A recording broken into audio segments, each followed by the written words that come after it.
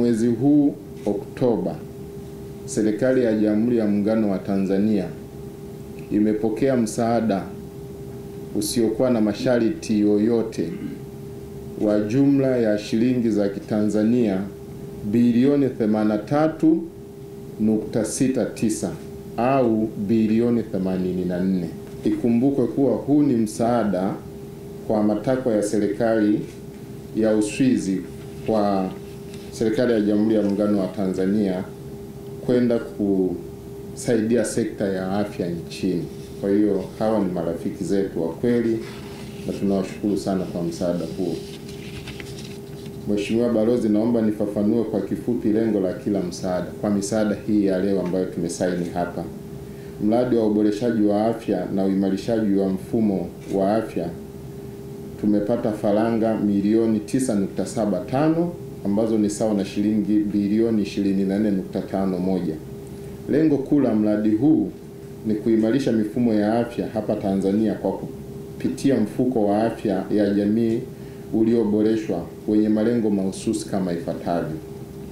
Kwanza, uanzishwaji wa huduma ya msaada wa kitaalamu kwa serikali ya Jamhuri ya Tanzania chini ya uratibu wa kituo cha kuimarisha mifumo ya afya kilichopo ofisi ya Rais TAMISEMI. 2, utoaji wa msaada maalum wa kitaalamu kwa serikali ya Tanzania kwa Wizara ya Afya, Maendeleo ya Jamii, Jinsia, Wazee na Watoto, ofisi ya Rais TAMISEMI na Wizara ya Fedha na Mipango.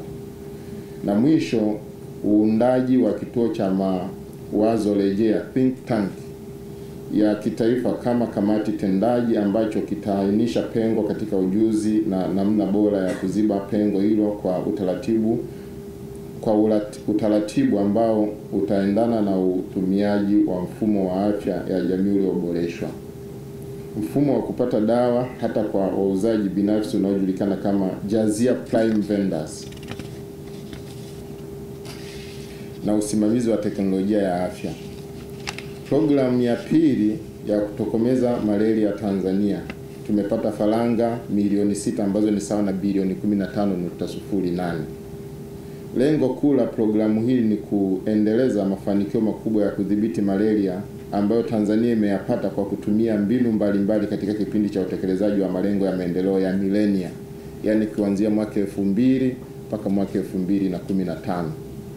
Malengo mahususi ya programu hii ni kama yafuatayo. Kwanza, kuwezesha mpango wa kudhibiti malaria Tanzania kwa lengo la kuondoa kabisa vifo vinavyotokana na malaria wa maeneo yasiyokuwa na malaria, wanaita malaria free zone, hadi nusu ya nchi nzima ifikapo mwaka 2030 kupitia utambuzi wa maeneo hatarishi kwa malaria nchini.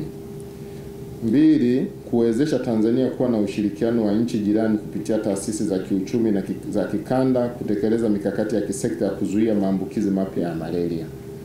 Na 3, mwisho, taasisi za kitaaluma za Tanzania kwa kushirikiana na washirika wa Uswizi kuendelea kutoa taarifa zenye ubora na kubadilishana uzoefu ili kuwezesha mapambano dhidi ya malaria na kuandaa sera za kuitokomeza ili kufikia malengo ya kutokomeza malaria ya mwaka 2030. Mheshimiwa Balozi, programu hizi zitachangia juhudi za serikali ya Jamhuri ya Muungano wa Tanzania kufikia lengo la sera ya afya kwa wote, universal health coverage, na kupunguza malaria Tanzania.